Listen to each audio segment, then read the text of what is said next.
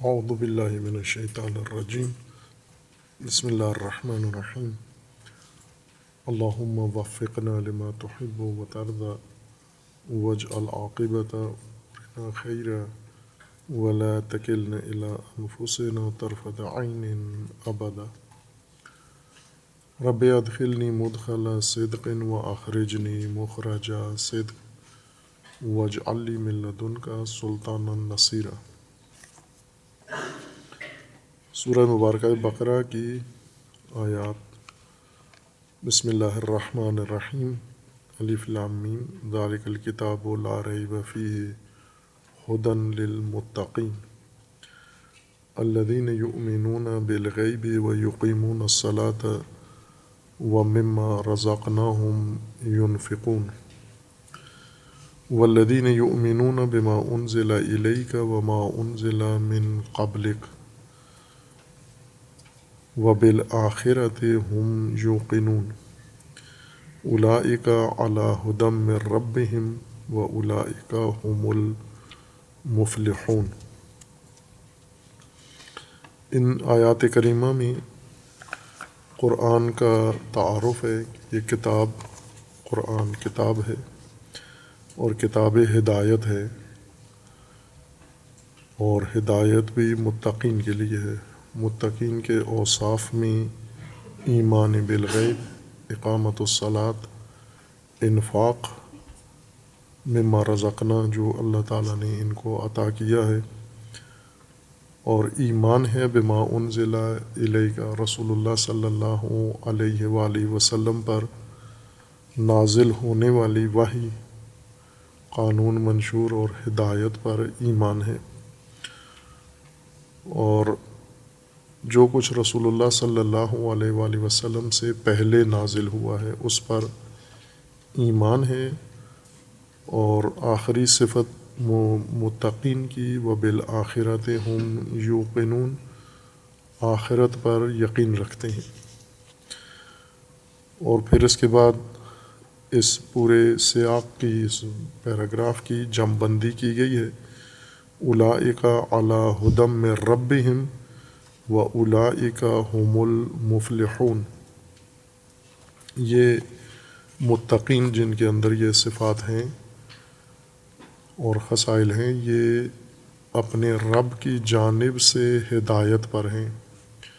اولئک علی ھدی من ربہم، یہ لوگ ہیں یا یہی لوگ ہیں جو اپنے رب کی جانب سے ہدایت پر ہیں، ہدایت یافتہ ہیں۔ وَأُولَئِكَ هُمُ الْمُفْلِحُونَ، اور یہی مفلح و فلاح یافتہ ہے۔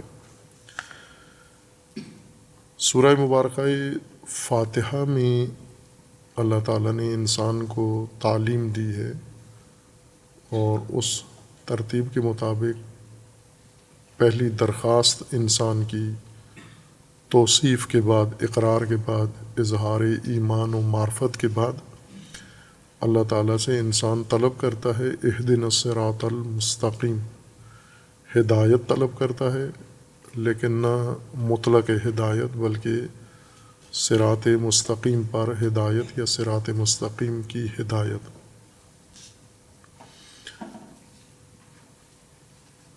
ہدایت کا معنی کیا تھا سورہ فاتحہ کی تفسیر میں۔ ہدایت عربی لفظ ہے اور ہادیہ سے مشتق ہے، اصل مادہ اس کا ہادیہ ہے، ہے دال یہ یا ہا دال یہ، اور معنی اس کا نمایاں اور برجستہ چیز کو کہتے ہیں۔ ہادیہ اس چیز کو کہتے ہیں جو بہت نمایاں ہو، ابھری ہوئی ہو اور معرض دید میں ہو، نمایاں ہو، اور پھر اس سے ان نشانیوں کو ہادیہ کہا جاتا تھا جو راستے کی نشاندہی کے لیے پتھر یا لکڑیاں یا کوئی اور چیز نصب کی جاتے تھے، خصوصاً صحرائی راستے۔ آج کل راستے معین مشخص ہیں، اپنی علامتوں کے ساتھ یا اپنی ساخت کے لحاظ سے ہی مشخص ہیں، پکی سڑکیں ہیں، لیکن صحرا میں ایسے نہیں ہوتا۔ صحرا میں ایک جیسا ہوتا ہے، یکسانیت ہوتی ہے، اور جہت اور سمت بھی معین نہیں ہوتی۔ اگر خصوصاً رات کے وقت بالکل معلوم نہیں ہوتا کہ مشرق کہاں ہے، مغرب کہاں ہے، شمال جنوب کہاں ہے۔ دن کو سورج کے طلوع و غروب سے تعین کیا جا سکتا ہے، لیکن وہ بھی طولانی وقت گزرنے کے بعد، ہر لمحہ قابل تشخیص نہیں ہوتی جہت۔ اس لیے صحرائیوں کو، صحرا نشینوں کو یہ مشکل پیش ہوتی ہے ہمیشہ کہ اپنا قبیلہ، اپنی آبادی یا چشمہ یا چراگاہ کی طرف جانے والا راستہ معین کا معلوم کرنا اور اسی راستے پر جانا، اور دوسری کسی طرف نہ بہکنا، یہ ان کے لیے بہت اہم موضوع تھا۔ دوسری مشکل یہ ہوتی ہے صحرا نشینوں کے لیے کہ صحرا میں ہمیشہ ریت گردش میں رہتی ہے، ہوائیں آتی ہیں، ریت اڑتی ہے، اور عموماً جن راستوں کے اوپر نشانات یا جہاں کسی چیز کا کوئی نشان ہو، تھوڑی دیر کے بعد، کچھ وقت گزرنے کے بعد ریت اڑ کر اس نشان کو مٹا دیتی ہے، اور پھر مشخص نہیں ہوتا کہ راستہ کہاں ہے، یہ نشانی پاؤں کا نشان کہاں ہے۔ اس کی سہولت کے لیے وہ راستوں کے اوپر پتھر رکھ دیتے تھے، اوپر نیچے، چھوٹے پتھر یا بڑے پتھر، اور ان پتھروں کو نشانی سمجھتے تھے راستے کے تعین کے لیے کہ یہ راستہ ہے، اور ان کو ایسے فاصلے اور ترتیب سے رکھتے تھے کہ ایک پتھر کی نشانی پہ پہنچ کر انسان اس اگلے نشانی تک جا سکتا تھا، یعنی وہاں سے اس کو اگلی نشانی نظر آ رہی ہوتی تھی۔ اور چونکہ یہ پتھر بلند ہوتے تھے، ابھرے ہوئے ہوتے تھے، نمایاں ہوتے تھے، اس لیے ان کی مدد سے وہ راستہ تلاش کرتے تھے، جہت معلوم کرتے تھے، اور اپنی منزل یا مقصد سفر کا جہاں جانا ہے ان نشانیوں کی مدد سے معلوم کرتے تھے۔ اور جیسے صحرا نشینوں کے لیے راستے کا تعین مشکل ہوتا ہے، نشانیاں درکار ہوتی ہیں، اس لیے وہ نمایاں علامتیں وہاں نصب کرتے تھے جنہیں ہادیہ کہا جاتا تھا، اور چونکہ وہ نمایاں ہیں، ان نشانیوں سے رہنمائی حاصل کرنا یہ ہدایت قرار دیا، یا ہدایت کہتے تھے اس کو۔ اسی طرح سمندری راستوں میں بھی دن کے وقت بھی یا رات کے وقت جہت اور سمت معلوم نہیں ہوتی۔ جو پیشہ ور کشتی بان ہیں، ملاح ہیں، جن کا کام ہی یہ سفر کرنا ہے، وہ ستاروں کی مدد سے یا فلکی علامات کی مدد سے سمت جہت ڈھونڈ لیتے تھے۔ آج کل بہت آسان ہے، چونکہ مواصلاتی نظام قائم ہو چکا ہے، اور اس سے ان کو مشکل پیش نہیں آتی۔ سارا کشتیوں کے اندر ہی قطب نما یا جہت نما میٹر لگے ہوتے ہیں، انہیں پتہ ہوتا ہے کہاں جا رہے ہیں۔ لیکن پرانے دور میں یا آج بھی وہ کشتیاں جو جدید جہت یاب نظام سے استفادہ نہیں کرتے، ان کے لیے ساحل پر یہ مشخص کرنے کے لیے کہ ساحل کہاں ہے، اور ساحل پر بھی گھاٹ معلوم کرنے کے لیے جہاں پر کشتی کو لنگر انداز ہونا ہے، جہاں پر لنگرگاہ یا بندرگاہ جہاں پر رکنا ہے، اس کو جا کر کشتی کو ایک برج بناتے تھے، ایک مینار نما بناتے تھے عمارت، اور اس کے اوپر رات کو چراغ جلا دیتے تھے۔ دن کو اس کی رنگت سے اور اس کی اونچائی سے کشتیاں دیکھ کے گھاٹ اور بندر یا لنگرگاہ کا تعین کر لیتی تھیں، اور رات کے وقت چراغ، اس کے اندر جلتا ہوا چراغ رہنما ہوتا تھا۔ اس کو بھی ہادیہ کہتے تھے. وہ بھی ہادی ہے چونکہ نمایاں ہے. ساحل کے اوپر ایک نمایاں برج بنا ہوتا ہے، ٹاور بنا ہوتا ہے، نمایاں ہونے کی وجہ سے اس کو ہادی کہتے تھے. اور چونکہ کشتیاں رات کے وقت یا دن کے وقت اس کو دیکھ کر جہت یا بندر تلاش کرتی تھیں، بندرگاہ، اس لیے وہ ان کی ہدایت کرتا تھا وہ. اور اسی سے قرآن کریم نے یہ لفظ نظام الہی کے لیے اپنایا ہے. دین کے اندر اس لفظ کو اختیار کیا ہے انسان کی رہنمائی کے لیے. انسان کی خلقت ہے، انسان کی خلقت کا ایک مقصد ہے. اس مقصد تک انسان نے خود پہنچنا ہے اپنے عمل کے ذریعے، اپنی کوشش کے ذریعے. وہ مقصد کس جہت میں ہے اور اس مقصد تک جانے والا راستہ کیا ہے، اس راستے کی نشانیاں، علامتیں کیا ہیں، اس سارے مجموعے کو بھی قرآن نے ہدایت کا نام دیا ہے. یعنی اللہ تعالیٰ کی طرف سے وحی کے ذریعے جو رہنمائی انسان کے لیے انبیاء پر نازل ہوئی ہے، رسول اللہ صلی اللہ علیہ وآلہ وسلم پر، اس کا بھی وہی کام ہے جو گھاٹ کی نشانی کے لیے لنگرگاہ پہ بنے ہوا برج کرتا ہے، یا صحرا میں بنی ہوئی وہ راستے کے نشانی کے لیے بتیاں جو بناتے تھے وہ بھی یہی کام کرتے تھے. اور انسان یہی طلب کرتا ہے اللہ تعالیٰ سے، اہدنا الصراط المستقیم. یعنی ایک تو ہدایت فرما، ہدایت طلب کیا ہے، اہدنا طلب ہدایت ہے، اور ہدایت کا متعلق بھی ہے کہ راستہ، مقصود کی طرف، منزل کی طرف جو اللہ تعالیٰ نے انسان کے لیے معین کیا ہے، اس سمت میں جانے والا راستہ، کہ یہی دین یا منشور ہے. اور پھر اس کے بعد اس کی تفصیل بیان شروع کر دی. اس راستے کی خصوصیات ہیں، صراط الذین انعمت علیہم، منعم علیہم کا راستہ، یعنی مزید اس راستے کی شناخت کرا دی انسان کو کہ ان لوگوں کا راستہ جو، یا وہ راستہ جس پر پہلے انعام یافتہ منعم علیہم پہلے پہنچے ہیں اور منزل پائی ہے انہوں نے، انہی کا راستہ. ساتھ ہی اس کی سلبی خصوصیت بھی ذکر کر دی ہے کہ غیر المغضوب علیہم ولا الضالین، کہ مغضوب علیہم اور ضالین کا راستہ نہ ہو، کیونکہ راستے متعدد ہیں، ان میں وہ راستہ جو منعم علیہم کا ہے، یہ مستقیم راستہ ہے، وہ انسان نے طلب کیا ہے. سورہ مبارکہ بقرہ میں آغاز میں ہی گویا وہ تسلسل ہے اسی مطلب کا جو سورہ فاتحہ میں شروع ہوا ہے، جس کا آغاز ہوا ہے طلب ہدایت ہے. تو ہدایت کے لیے اللہ تعالیٰ نے انسان کے سامنے منشور پیش کیا ہے الکتاب، ذالک الکتاب لا ریب فیہ ھدی للمتقین. یعنی وہ ہدایت جو طلب کی تھی آپ نے، وہ یہ ہے، یہ کتاب ہے.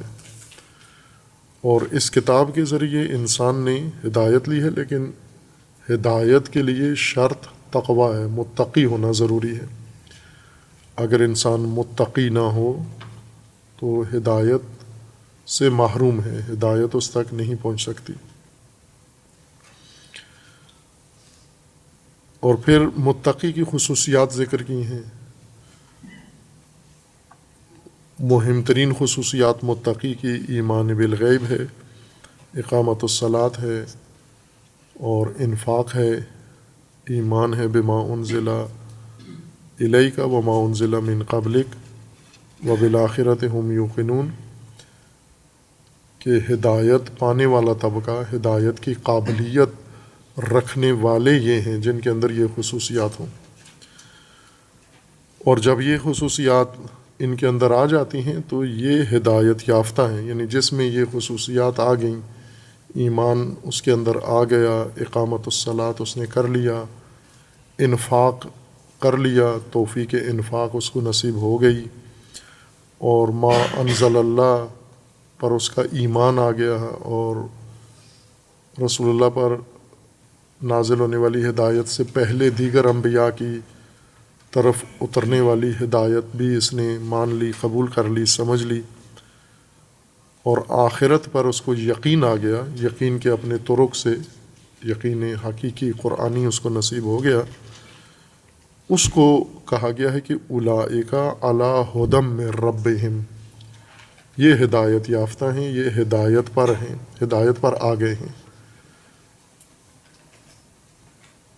ہدایت کے جتنے تقاضے تھے وہ سارے انہوں نے فراہم کر لیے ہیں، لوازمات ہدایت انہوں نے فراہم کر لیے ہیں، اور اب یہ ہدایت پر ہیں، راہ ہدایت پر ہیں یا صراط مستقیم پر ہیں، اس طلب کے مطابق جو انہوں نے سورہ فاتحہ میں کی تھی، طلب کی تھی اللہ تعالیٰ سے کہ ہمیں ہدایت فرما صراط مستقیم کی، اور اللہ نے ہدایت کر دی، وہ ہدایت انہوں نے اپنا لی، وہ خصوصیات اپنے اندر ایجاد کر لیے ہیں، یہ ہدایت یافتہ ہیں۔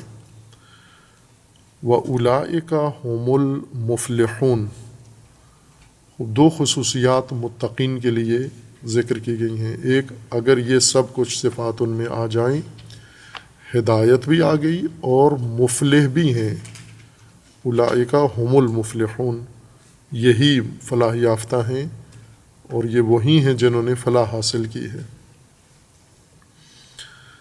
فلاح کو عموماً عام ترجموں میں اور تفسیروں میں اور بیانات میں کامیابی اردو میں ترجمہ کیا جاتا ہے، فارسی میں بھی اس سے ملتے جلتا ہی ترجمہ کیا جاتا ہے، لیکن فلاح کا معنی نہیں ہے کامیابی، وہی مشکل ہمیشگی جو بیان کی ہے، ہر لفظ میں آڑے آئے گی، معنی اور مصداق میں یا معنی اور معنی کے لوازمات میں خلط باعث بنا ہے کہ بعض اوقات لفظ اپنے معانی کے بجائے معانی کے لوازم کے ساتھ مختص ہو گیا ہے استعمالات میں یا ترجموں میں اور تفسیروں میں، یا پھر مصادیق کے ساتھ معنی کے مصداق کے ساتھ مختص ہو گیا ہے۔ اب یہ الجھن یہاں معنی مفلح میں اور فلاح میں بھی ہے۔ کامیابی یا نجات، بعضوں نے اس کا معنی کامیابی کیا ہے، بعضوں نے اس کا معنی نجات کیا ہے، مفلح یعنی نجات پانے والے، یہ نجات یافتہ ہیں۔ لیکن عربی لغت کے لحاظ سے چونکہ قرآن نے عربی لغت کو اپنایا ہے، جو عام بول چال کی لغت تھی، جس کے محاورے میں لوگ بات چیت کرتے تھے، اسی کو قرآن نے معنی کو مد نظر رکھا ہے، اور پھر اس معنی کے تناسب سے قرآن نے اس کو جو عام روزمرہ امور کے بارے میں لفظ استعمال کیا جاتا تھا، قرآن نے اس کو ہدایت کے معانی میں یا مصادیق ہدایت میں منطبق کیا ہے۔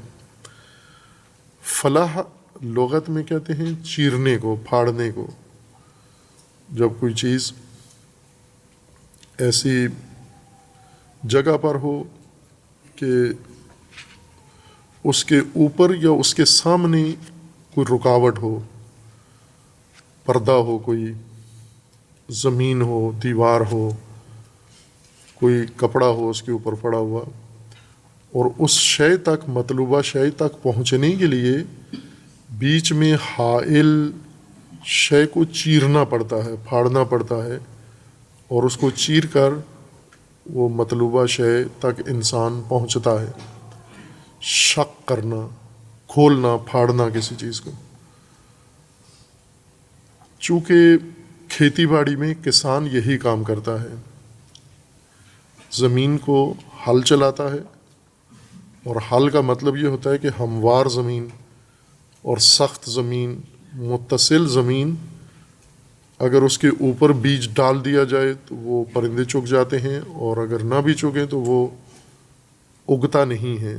بیج کو اگنے کے لیے زمین کے نیچے مٹی کے اندر جانا چاہیے، دب جانا چاہیے، یعنی اس کے چاروں طرف مٹی ہونی چاہیے، اور مٹی کی بھی دبیز طے ہو، نہ کہ معمولی سی اوپر طے بنا دیں، دبیز طے ہو، تاکہ اس کے اندر جو بیج کو اگنے کے لیے، بیج کو کھلنے کے لیے، پھٹنے کے لیے جتنے درجہ حرارت کی ضرورت ہے مٹی وہ درجہ حرارت اس کو فراہم کرے، جتنی اس کو نمی رطوبت کی ضرورت ہے یہ مٹی اتنی نمی اپنے اندر جذب کر کے بیج کو مہیا کرے، اور جتنی اس کو کھاد کی ضرورت ہے یا مٹی کے اندر موجود خاصیت کی ضرورت ہے وہ ساری، یعنی کیمیکل مٹی کے اندر جو ایک کیمیائی عمل کی ضرورت ہے وہ سارا بیج کے اوپر انجام پائے، تاثیر مٹی کی بیج کے اوپر۔ اس لیے بیج کو مٹی کے اندر پہنچانا ضروری ہے، اور عموماً زمینیں معمول کے مطابق بارشوں کی وجہ سے اور عام سطح زمین کے اوپر کی سخت ہوتی ہے، ہموار ہو تو بھی سخت ہوتی ہے، بیج کاشت کرنے کے لیے تیار نہیں ہوتی۔ اس کی تیاری کا پہلا مرحلہ یہ ہے کہ اس زمین کو کھولا جائے، چیرا جائے اس کو۔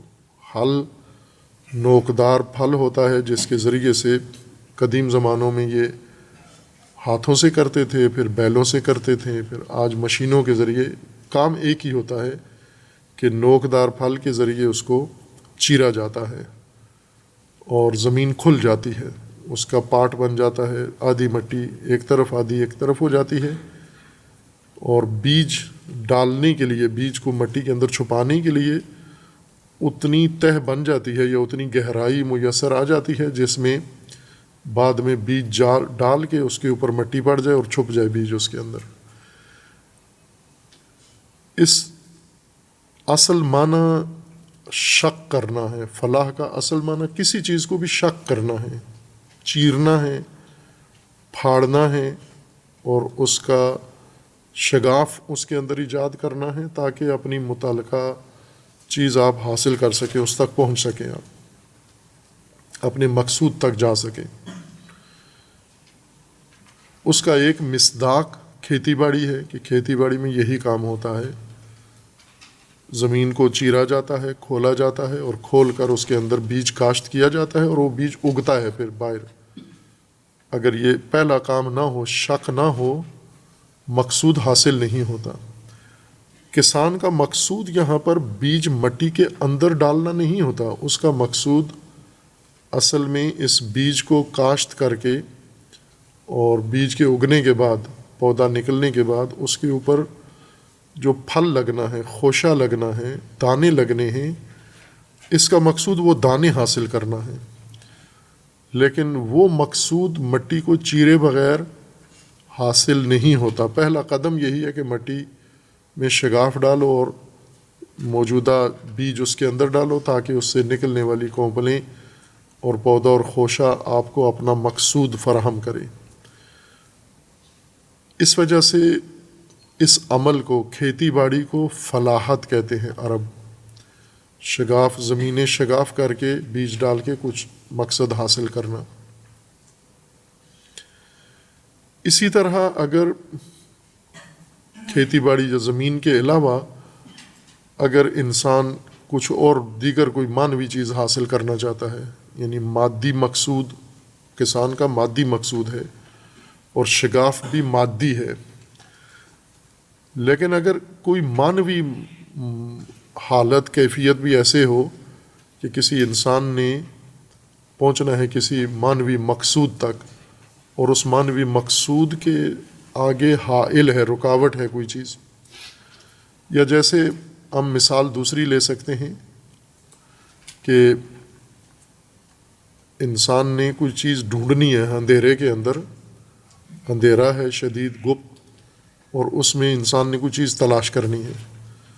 اس چیز کو تلاش کرنے کے لیے عام معمول ہے، ابھی بھی ہے، جیسے گاڑیاں ہیں صحراؤں میں یا دور دراز سفر کرتی ہیں، گاڑیوں کی خود لائٹ ہوتی ہے آگے لگی ہوئی، روشنی کا انتظام ہوتا ہے، چراغ گاڑیوں کے اندر نصب کیا ہوتا ہے، بیٹری سے چلتا ہے۔ یہ گاڑی کا نور، جو ہی گاڑی سٹارٹ ہوتی ہے اور اس کے بعد اس کی لائٹ آن ہوتی ہے، پھر وہ بیم کی طرح، ایک ستون کی طرح لائٹ آگے جاتی ہے، اندھیرے کو چیر دیتی ہے، شگاف ڈال دیتی ہے اندھیرے کو، ظلمت چھٹ جاتی ہے اس سے، اور گاڑی میں بیٹھے ہوئے انسان کو اپنی جہت یا اپنا راستہ نظر آ جاتا ہے. مقصد اس کا راستہ دیکھنا تھا. اس راستے کے راہ میں اندھیرا حائل تھا، تاریکی حائل تھی، ظلمت. اس ظلمت کو چیرنے کے لیے اس نے گاڑی کے اندر انتظام کیا ہوا ہے روشنی کا. اور وہ روشنی ایسی ہوتی ہے اس چراغ کی طرح جو ابھی ہم بیٹھے ہوئے ہیں جس میں اس طرح نہیں ہوتی. یہ روشنی یہیں پہ پھیل کے ختم ہو جاتی ہے. گاڑی کی روشنی لمبائی میں ایک خط کی صورت میں آگے جاتی ہے. وہ بناتے ہی ایسے ہیں اس کو، اور اس کے ذریعے سے وہ ظلمت کو چیرتی ہے. دائیں بائیں سڑک کے دائیں بائیں ظلمت ہی رہتی ہے، لیکن سڑک کے اوپر یا راستے کے اوپر شگاف پڑ جاتا ہے ظلمت کے اندر. یہ فلاحت ہے، یہ بھی فلاحت ہے. اور اس شگاف سے مقصود راستہ تلاش کرنا تھا. لہٰذا جس طرح کسان زمین چیرتا ہے اور اس سے فصل اگاتا ہے، اسی طرح مسافر روشنی کے ذریعے ظلمت چیرتا ہے اور اپنا راستہ تلاش کرتا ہے، اور اس راستے کے ذریعے سے اپنی منزل پاتا ہے. اور روشنی کی مدد سے یہ گاڑی اپنے مقصود تک پہنچ جاتی ہے جہاں اس کو جانا ہو. انسان جو خلقت میں ایک مقصد کے تحت پیدا کیا گیا ہے، انسان کی خلقت کا ایک مقصد رکھا گیا ہے، وہاں تک انسان کو پہنچنا ہے. اور خلقت کا عمل خالق نے انجام دے دیا، اس میں انسان کو شامل نہیں رکھا، انسان کو مکلف نہیں کیا. خلقت میں تخلیق اللہ کا فعل ہے کہ اللہ تعالیٰ نے انہی مادی اسباب کے ذریعے سے انسان کی تخلیق کی ہے. لیکن تخلیق کے بعد آگے جو انسان کا مقصود خلقت ہے، خلقت ایک بیج ہے تیار کیا اللہ تعالیٰ نے، خالق نے بیج بنا دیا ہے. اس بیج کو اپنے مقصد تک پہنچنا ہے، تناور بننا ہے، یعنی انسان بننا ہے، حقیقی انسان بننا ہے. بعض اوقات ہم اس کو کہتے ہیں انسان کامل. انسان کہتے ہی اس کو ہیں جو کامل ہو. جو کامل نہیں ہوا وہ مجازن انسان ہے، حقیقتاً انسان نہیں ہے. انسان اس کو کہتے ہیں جس کے اندر وہ ساری صفات ہوں. جیسے انسان کا مجسمہ یا انسان کی تصویر، یہ ایک مجازی انسان ہے چونکہ اس کے اندر روح نہیں ہے، زندگی نہیں ہے. اور یہ جو زندہ جثہ ہے جس کے اندر تحرک ہے، احساس ہے، کھاتا پیتا ہے، یہ بھی مجازی انسان ہے. حقیقی انسان وہ ہے جس کے اندر وہ کمالات اوصاف انسانی آ جائیں، موجود ہو جائیں، جس کے اندر محقق ہو جائیں، بالفعل فعلیت اختیار کر لیں. فعلیت سے مراد یعنی اس استعدادی حالت سے نکل کر وجودی لباس پہن لیں.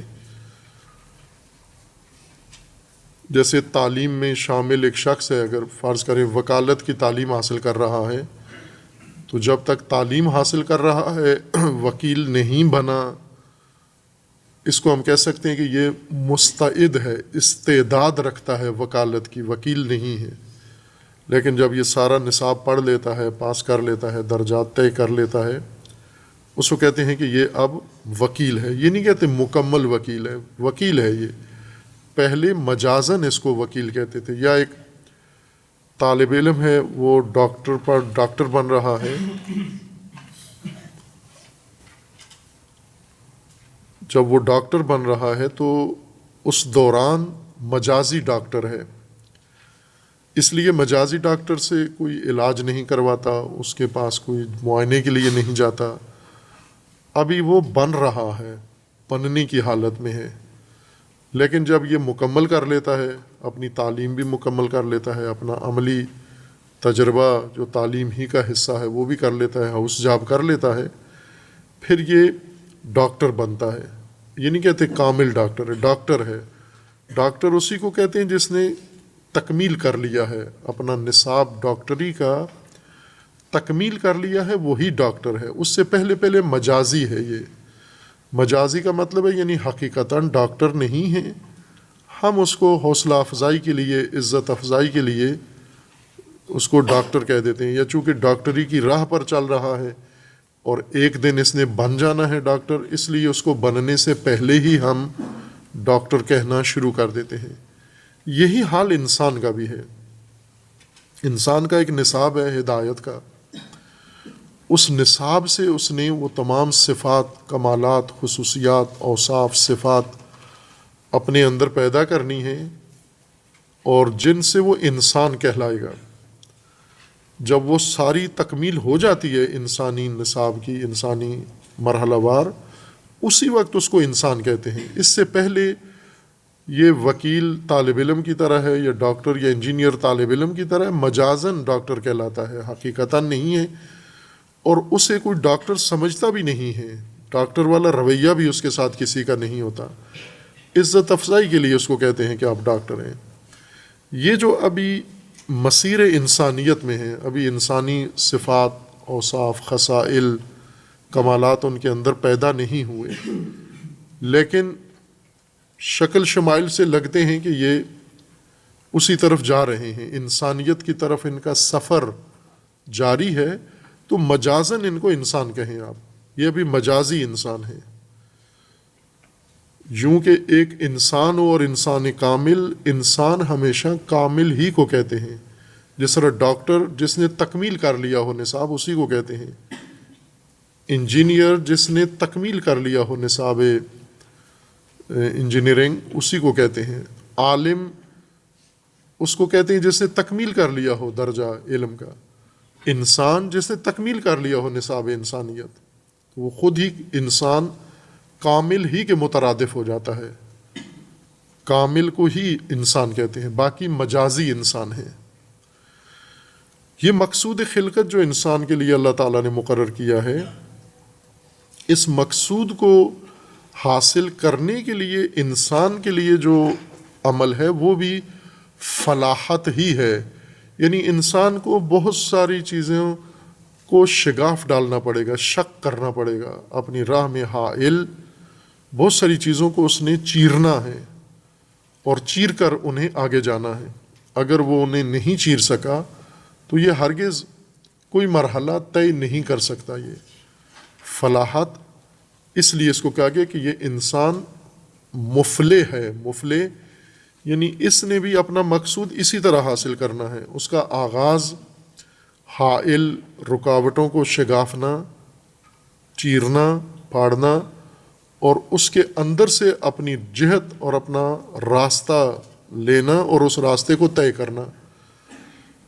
جس طرح کسان صرف زمین چیرنے سے کسان نہیں کہلاتا، فلاح نہیں کہلاتا، بلکہ کسان اس زمین کو چیر کے اس میں بیج ڈال کے، اس بیج کی حفاظت کر کے، اس کو پانی دے کے، اگا کے، پھر اس کو فصل کو کاٹ کے محصول جب اپنا گھر لے جاتا ہے، دانہ جب بوری بند کر کے اپنے گودام میں لے جاتا ہے، یہ سارا مجموعہ یعنی فصل کاٹ کے گودام تک لے جانا یہ فلاحت ہے۔ ورنہ صرف زمین کھول کے چھوڑ دے، یہ شگاف فلاحت نہیں ہے۔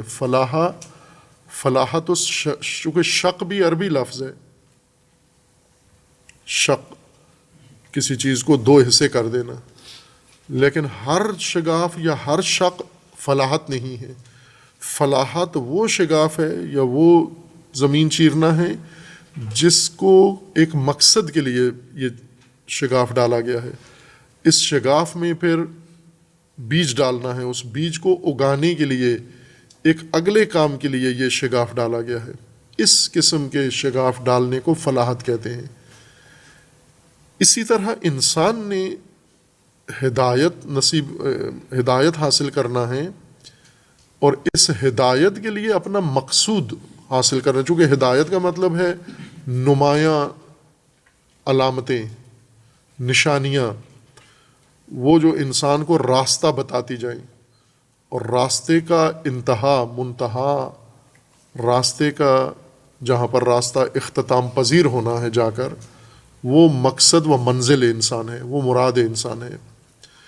ہدایت کے دو کام ہیں، راستہ بتانا اور راستہ کے ساتھ ساتھ ہدف نمایاں کرنا۔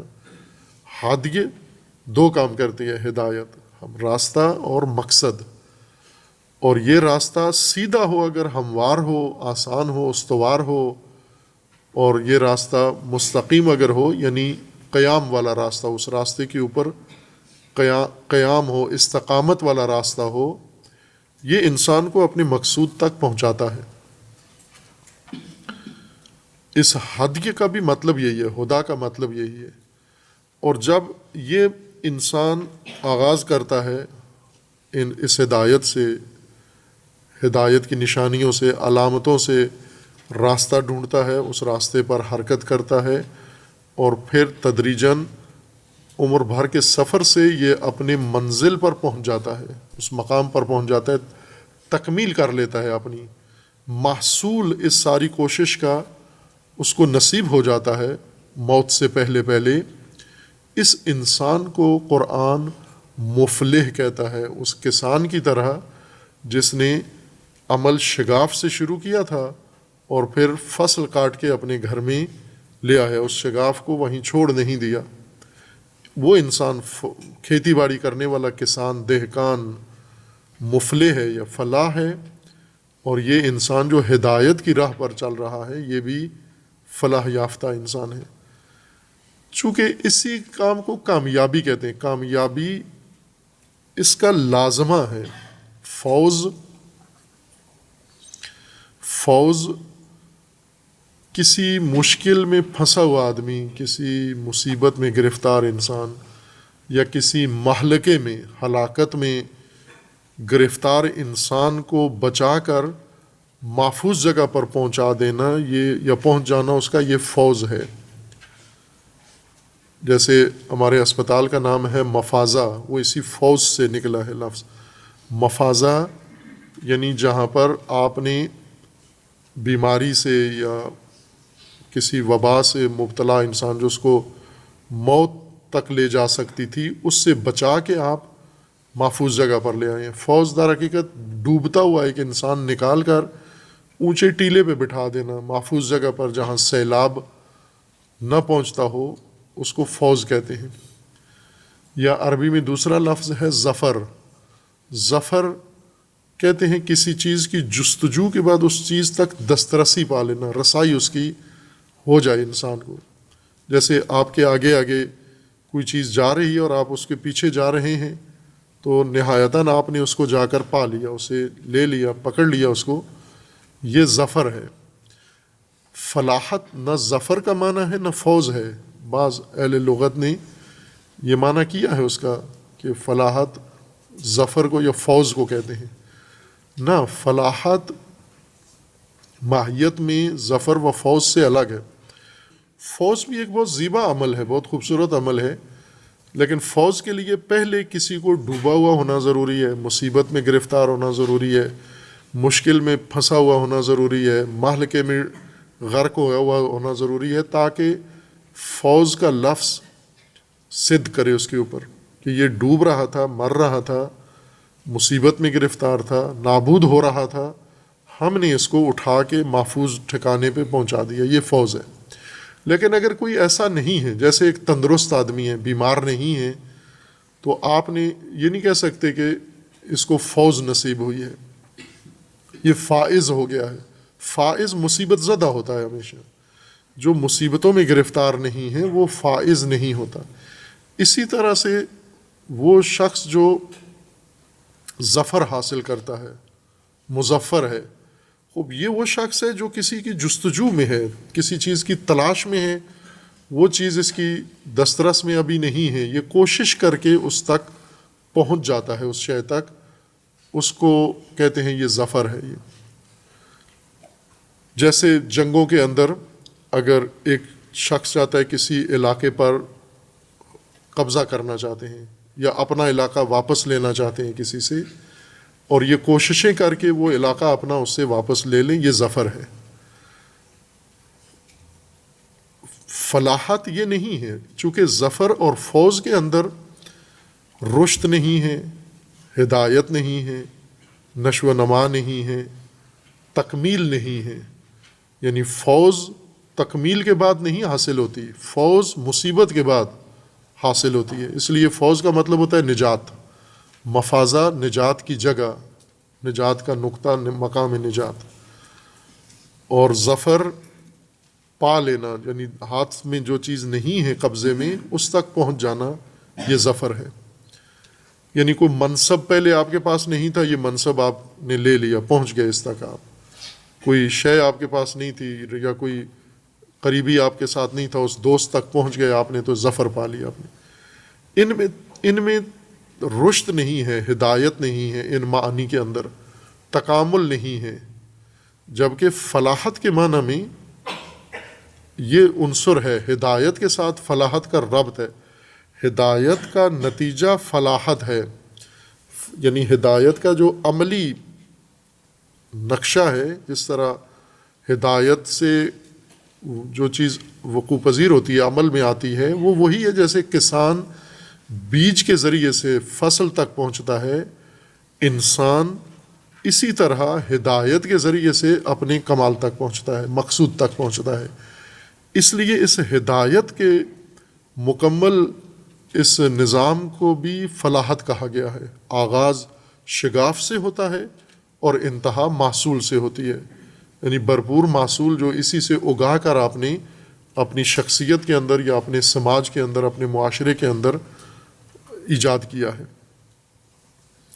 خوب، اب ہم دیکھیں کہ انفرادی طور پر تو یہ بات سمجھ میں آتی ہے، جیسے ایک بچہ ہے، والدین نے اس کو اسکول میں بھیجا ہے، اس نے پڑھنا شروع کیا ہے، اور پڑھ کر تدریجاً وہ کرتے کرتے اپنی ایک علمی منزل پر پہنچ گیا ہے، اور اس دوران اس نے وہی فلاحت کی ہے، یعنی ایک بیج کو اس نے پرورش دی ہے، پروان چڑھایا ہے، رشد دی ہے اور ایک کمال تک پہنچایا ہے اس نے، یہ فلاحت ہے۔ اسی طرح ہدایت کے اندر انسان نے یہی کام کیا ہے۔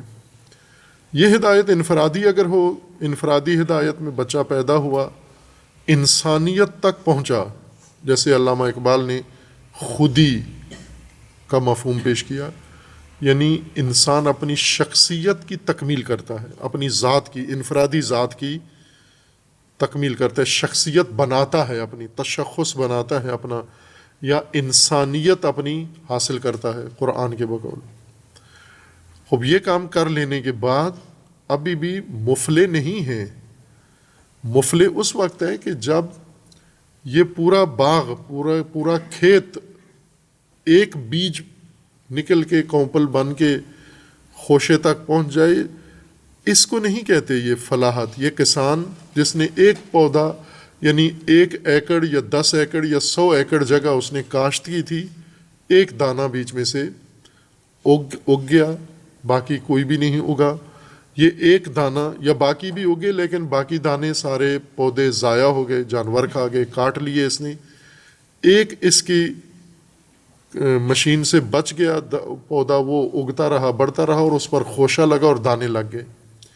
پورے کھیت میں ایک پودا بڑھ کر رشد پا کے چلا گیا۔ اس شخص کو نہیں کہتے یہ فلاح، یہ کسان ہے جو ایک پودا اگا لے۔ فلاحت یہ ہے کہ یہ کھیت پورا، جتنی بیج، جتنی کاشت ہوئی ہے زمین، جتنی زمین شگافی ہے، شگاف کیا ہے، اس کو چیرا ہے اور اس کے اندر پودا دانہ ڈالا ہے، وہ سارے دانے نکلیں اور نکل کر اپنے کمال تک پہنچے، یہ مفلحون ہیں۔ اس لیے جم کا صیغہ قرآن نے ہمیشہ استعمال کیا ہے، اس بات کی علامت ہے۔ الذین یؤمن، پہلے متقین ہے، جم کا صیغہ ہے، یا جیسے سورہ فاتحہ میں اہدنا الصراط المستقیم، یعنی انفرادی نہیں ہے بات، انسان سماجی ہے، معاشرتی ہے، اجتماعی ہے، اور اس پیکر میں اس نے رشد کرنی ہے۔ انسان کی حیثیت اجتماع میں ایک عضو کسی ہے، بلکہ عضو بھی نہ کہیں ہم، ایک خلیے کی حیثیت ہے، سیل کی حیثیت ہے۔ انسان کا جسم تشکیل پاتا ہے چھوٹے چھوٹے خلیات سے، چھوٹے چھوٹے سیل ہیں جو جڑ کر انسان بنا ہوا ہے، جسا بنا ہوا ہے۔ عموماً جو تشبیہ دی جاتی ہے پیکر کے ساتھ کہ انسان عضو ہے، یعنی ہر انسان یا بازو ہے یا آنکھ ہے یا ناک ہے، نہ، سماج کی اتنی آنکھیں نہیں چاہیے سماج کو، وہ علیحدہ حیثیتیں ہیں. سماج کو سیل چاہیے، خلیات، زندہ موجود خلیات سے بنتا ہے.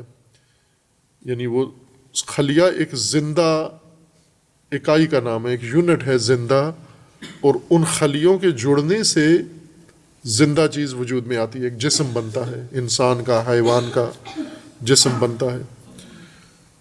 اور جو رشد کرتے ہیں، جیسے بچہ چھوٹا سا ہے، یہ 6 فٹ کا انسان بن جاتا ہے.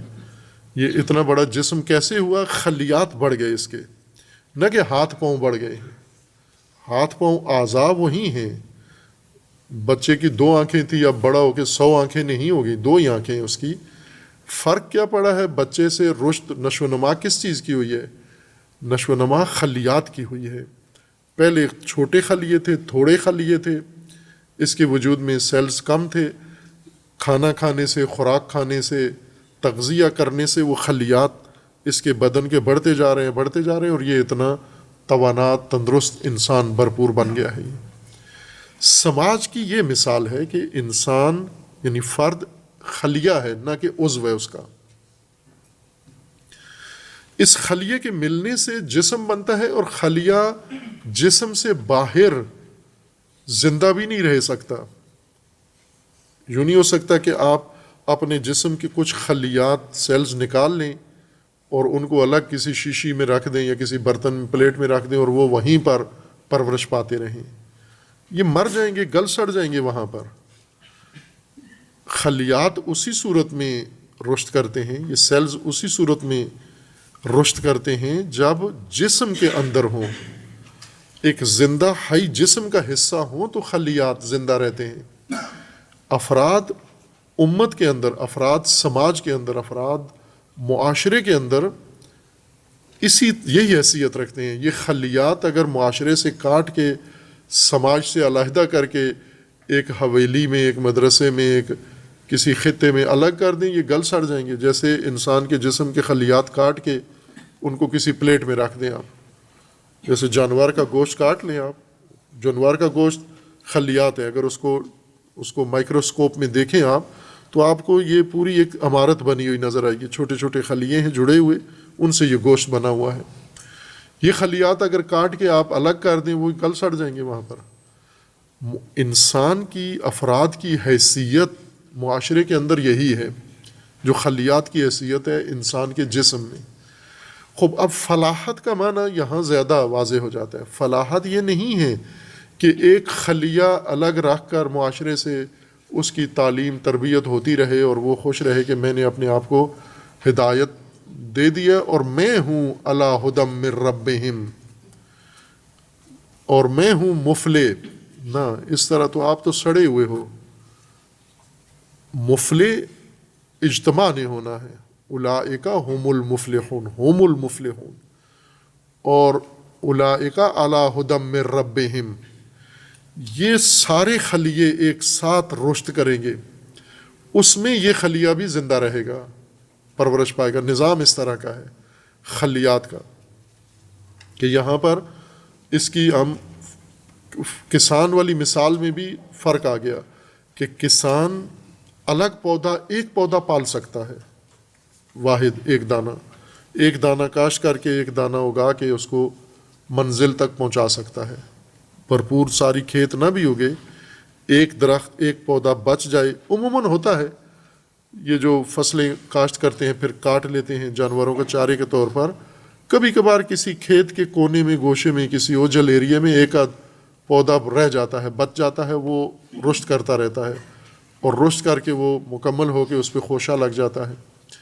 ہر چند اس ایک کا کوئی فائدہ نہیں ہوتا، نہ کسان کو ہوتا ہے، نہ بیچ سکتا ہے، نہ خرید سکتا ہے، لیکن رشد کر جاتا ہے. پودا تنہا اپنی جگہ پر دوسرے پودوں سے ہٹ کر رشد کر گیا، لیکن خلیہ نہیں کر سکتا، رشد تنہا نہیں کر سکتا. اس کا نظام اس طرح سے ہے کہ یہ پیکر میں، جسم میں رشد کرتا ہے، جسم میں بڑھتا ہے.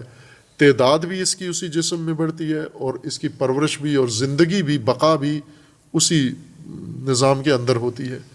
امت کی یہ مثال ہے، معاشرے کی یہ مثال ہے. اس لیے یہ معاشرہ تشکیل پائے گا اپنے ارکان کے ذریعے سے، ان ارکان پر تشکیل پا کر پھر اس نے ہدایت کا سفر شروع کرنا ہے۔ ہدایت کے اس سفر میں بھی یہ اجتماعیت قائم رہنی ہے، اجتماعیت بنیاد ہے، سماجی رشد اس نے کرنی ہے۔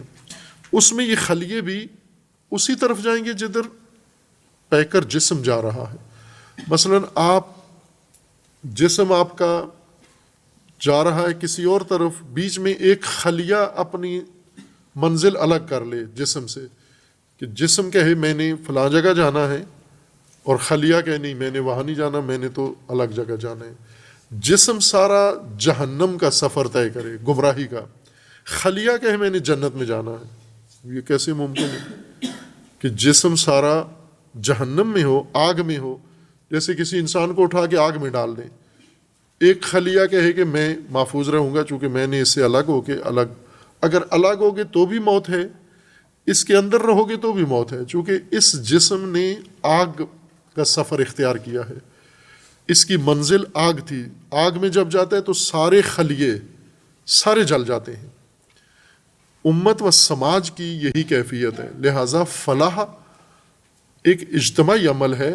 اولئک هم المفلحون، یعنی مفلح معاشرہ، مفلح قوم یا مفلح امت بننے کا یہ طریقہ ہے جو قرآن نے ذکر کیا، کہ متقین، اور اس فلاح تک پہنچنے کا طریقہ ایمان ہے، ایمان کے ساتھ اقامت الصلاۃ ہے۔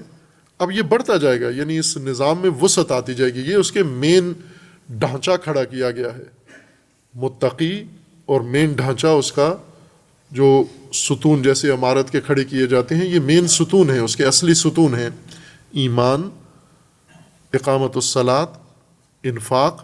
بعد میں انفاق زکوٰۃ میں تبدیل ہو جائے گا، آمنوا و اقیموا الصلاۃ و آتوا الزکوٰۃ ہو جائے گا، یعنی یہاں انفاق ہے چونکہ دونوں ایک ہی مطلب ہے۔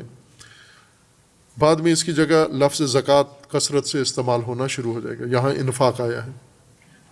اور پھر اس کے ساتھ ایمان ما انزل اللہ پر اور یقین آخرت پر، یہ ارکان جب انسان قائم کر لیتا ہے، یعنی امت قائم کر لیتی ہے، معاشرہ قائم کر لیتا ہے، سماج ان ارکان پہ کھڑا ہو جاتا ہے، اس کا سفر ہدایت شروع ہو جاتا ہے، یہ تکمیل کی طرف، کمال کی طرف چاہتا ہے۔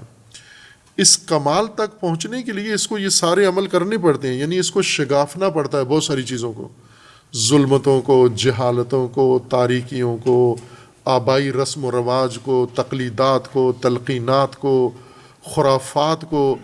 ہزار پردے اس کی راہ میں حائل ہوتے ہیں اور یہ معاشرہ ان سب کو چیرتا ہے۔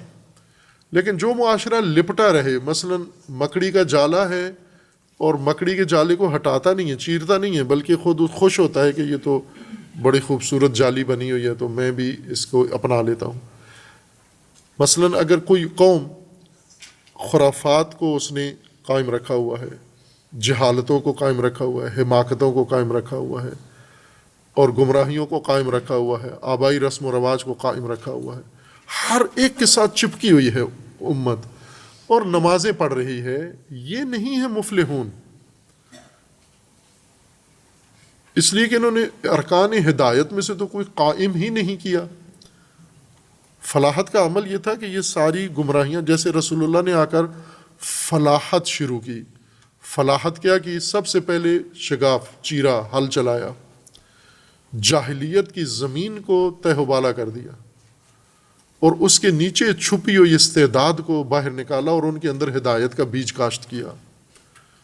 اگر جاہلیت کو نہ شگافتہ کرتے، جس طرح قرآن نے کہا ہے کہ رسول اللہ کو تجاویز دیتے تھے کہ آپ موجودہ تہذیب کے ساتھ سمجھوتا کر لیں، اس تہذیب کو، کلچر کو آپ تصدیق کریں، مان لیں، چونکہ آپ بھی اسی کا حصہ ہیں، آپ اس کو ختم نہ کریں، آپ اس کو چیریں نہیں، آپ اس کو پھاڑیں نہیں۔ خوب اس کو چیریں گے نہیں تو ہدایت کی فصل کہاں کاشت ہوگی؟ اس سنگلاخ زمین کے اوپر، اس سخت پتھریلی زمین کے اوپر ہوگی، اس میں تو کچھ بھی نہیں اگتا۔ ہم جو آج کام کر رہے ہیں، یعنی قرآن عملاً متروک ہو گیا ہے، مہجور ہو گیا ہے، اس کی وجہ یہ ہے کہ قرآن کو ہم جس زمین پہ پیش کر رہے ہیں اس میں شگاف نہیں ڈالا، فلاحت نہیں کی۔ جو تھا جاہلیت، اس کو مان کر اسی کے اوپر ایک تہ قرآن کی لگانا شروع کر دیا. اس سے تو فلاحت نہیں ہوتی، فصل نہیں اگتی، ہدایت کا عمل شروع ہی نہیں ہوتا. یہ ایک توہم ہے، یہ ایک دھوکہ ہے کہ ہم ہدایت پا رہے ہیں.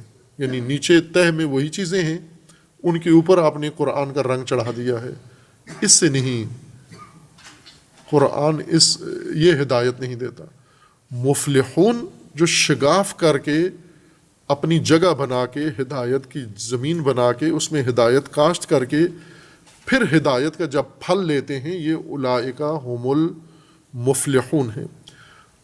فلاح تو دو فلاح کے حصے ہیں، جیسے پہلے ذکر کیا تھا. یقین یا آخرت کے دو حصے ہیں. ایک آخرت یعنی بعد میں آنے والے نتائج، بعد میں آنے والا مرحلہ. پہلے مرحلے کا جو اگلا نتیجہ نکلنا ہے، یہ کچھ دنیا میں ہے، کچھ دنیا کے بعد ہے. یعنی اس مرحلہ کے بعد ہیں. کچھ نتائج یہی مل رہے ہیں روزمرہ، کچھ ایسے ہیں جو بعد میں آخرت جس کو کہا جاتا ہے اس میں، یعنی مرحلہ دیگر میں جا کر ہم ان کو مشاہدہ کریں گے.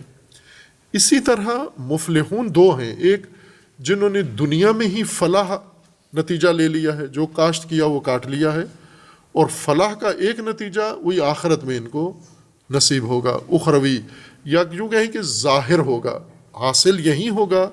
چونکہ آخرت بنانی یہاں ہے دنیا میں، اس کا راز، اس کا پردہ ہٹنا ہے دوسرے مرحلے میں جا کر.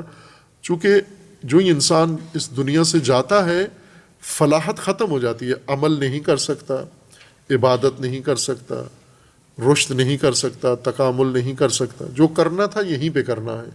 بس ساری فلاحت یہاں ہے. نتیجہ دو جگہ ظاہر ہوگا. آدھا جو یہاں کا ہے اس مرحلے کا یہیں پر دنیا میں ظاہر ہو جائے گا. حسنہ دنیا، یعنی جس طرح انسان کہتے ہیں کہ ربنا آتنا فی الدنیا حسنۃ، کچھ جو فلاحت یا حسنات دنیا ہیں وہ دنیا میں ملیں گے.